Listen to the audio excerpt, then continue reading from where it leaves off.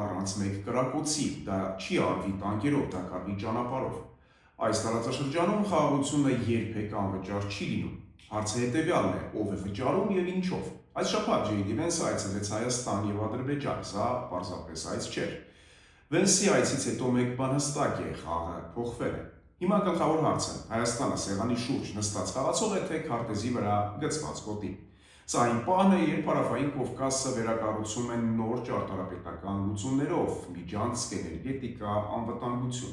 Ով է այս մեխանիզմում սուբյեկտ եւ ով է դառնում օգտագործվող տարածք։ Որն էր J.D. Vance-ի այցի նպատակը, ինչ ստորագրվեց, ինչու հենց այս ձևաչափով եւ ինչ է դա փոխում Հայաստանի ու տարածաշրջանի համար։ Դիտեք մինչև վերջ եւ կիմանաք, թե ինչու է ԱՄՆ-ի ռազմավարական գործընկերությունը Ադրբեջանի հետ համարում որպես ուժ, իսկ Հայաստանի հետ որպես քննություն։ Ամենացավոտ եզրակացությունը լինելու է վերջում, ինչպես կարող են գնել մեզ առանց պատերազմի։ Եվ այսպես թեզը պարզ է, Vance-ը Բաքվին տվեց կարգավիճակ, Երևանին երկար սպասման հույս։ Բաքվում խոսքը ռազմավարական գործընկերության մասին էր, սա նշանակում է համակարգ ռեժիմ, այդ Ադրբեջանի ճանաչում որպես տարածաշրջանային հենակետ։ Երևանում խոսքը ատոմային շրջանակի մասին էր, երկարաժամկետ նախագիծ, որը կարող է տալ Մոսկվայի ցանկախ լինելու հնարավորություն, բայց ոչ անմիջապես։ Ինչ է ստացվում, ԱՄՆ-ն Ադրբեջանին տվեց լծակներ, Հայաստանին հնարավորություն, բայց հնարավորությունը երաշխիք չէ։ Եթե խոսենք պարզ լեզվով, ճանապարհ երկրի ներսում հավասար է միջանցք միջազգային ռեժիմով, ազատ անցում եզրույթը տարածաշրջանում միշտ վերածվելու է վեճի։ Ով է վերահսկում, ով է ստուգում, ով է որոշում։ Այստեղ կանգնում ենք երկընտրանքի առջև։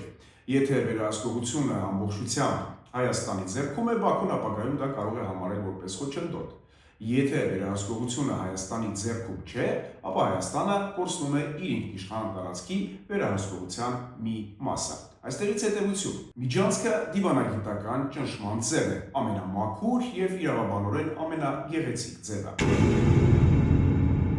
ԱՄՆ-ն ենթակառուցվածքները կառուցում է այնպես, որպեսզի դրանք դառնան քաղաքական կարգավորիչ։ Ով վերահսկում է երթուղու կանոնները, նա վերահսկում է տարածաշրջանը։ Պատերազմը կոպիտ է, ենթակառուցվածքը լուր, բայց ազդեցությունը կարող է նույնը լինել։ Եկեք անկեղծ խոսենք։ ԱՄՆ-ի հետ ատոմային այս համագործակցությունը կարող է դառնալ ուժեղ խարիսխ։ Այն կարող է տալ տեխնոլոգիաներ, ներդրումներ, էներգետիկ նոր կայունություն, բայց դրա համար կա կի։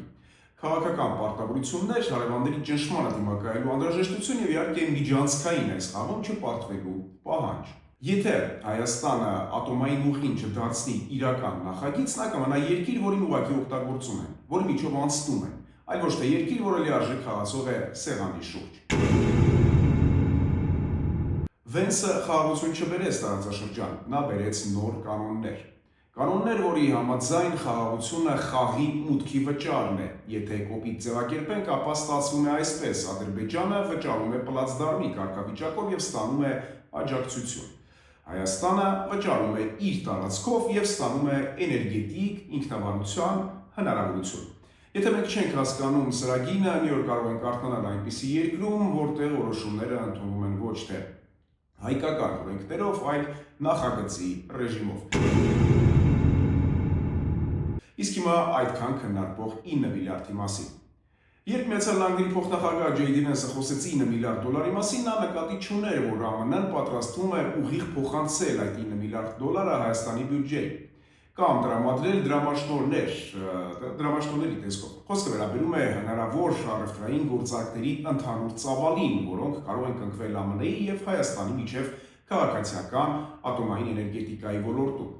Այսինքն դա հնարավոր ամերիկյան արտահանման գնահատված չափն է, եթե ծրագիրը իհարկե ամբողջությամբ իրականացվի։ Գումարը բաժանվելու է երկու հիմնական մասի, մոտավորապես 5 միլիարդ դոլար սկզբնական մատակարարումներ։ Սա ներառում է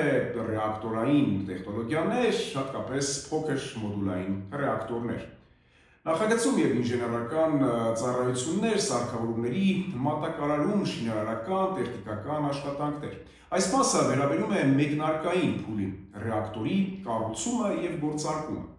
Այս գումարը վճարվում է ամերիկյան ընկերություններին որպես ապրանքների եւ ծառայությունների մատուցում։ Մոտավորապես 4 միլիարդ դոլարը երկարաժամկետ պայմանագրեր են։ Սա ներառում է վառելիքի մատակարարում տարիների ընթացքում, տեխնիկական սպասարկում, պահեստամասեր,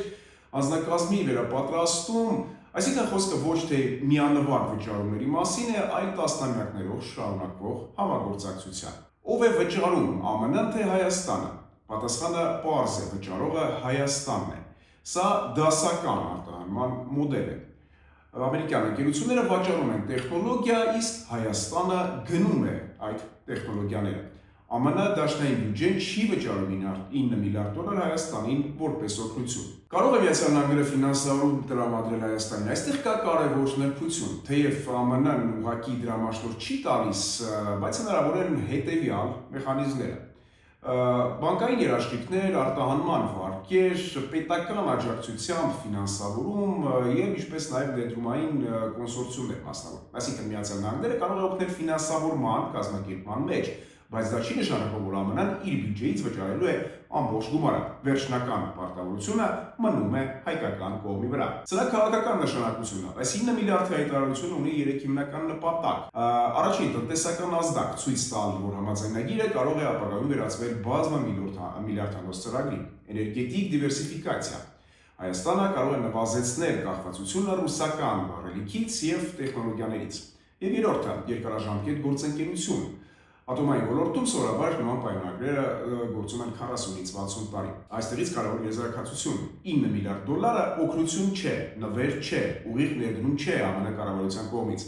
Դա հնարավոր առևտրային պայմանագրերի ընդհանուր գնահատականն է։ Դա ամերիկյան արտահանման պոտենցիալ ծավալն է։ Վճարողը կլինի հայկական կողմը, վարկերով, պետական կամ մասնավոր մոդելով։ Իսկ հիմա գրեք մեկնաբանություններում, ինչն է ձեզ համար ավելի կարևոր՝ տրանզիտի կարգավիճակը թե էներգետիկ անկախությունը։ Մեկնաբանություններում եղեք ակտիվ, իհարկե գրեք այն թեմաների մասին, որոնց շուրջ կուզեք որպեսզի խոսենք, հաջորդ տեսանյութում ես կպատմեմ ամերիկյան անօդաչու թռչող սարքերի մասին, որոնք ձեռք է բերել Հայաստանը։ Ապագայում կխոսեմ նաև TRIP-ի նշանակության մասին, ինչ ռիսկեր կան, ինչ շահեր կան Հայաստանի համար, եթե դրանք իսկապես կան։ Իսկ դուք բաժանորդագրվեք, հավանեք, հնարավորինս տարածեք այս տեսանյութը, բաժանորդագրվեք նաև Instagram-ի իմեջին, շուտով հասանելի կլինի Telegram-ի ալիքը, այնտեղ ամենօրյա ռեժիմով մենք կկատարենք վերլուծություններ, այսօր այսքանը, կհանդիպենք։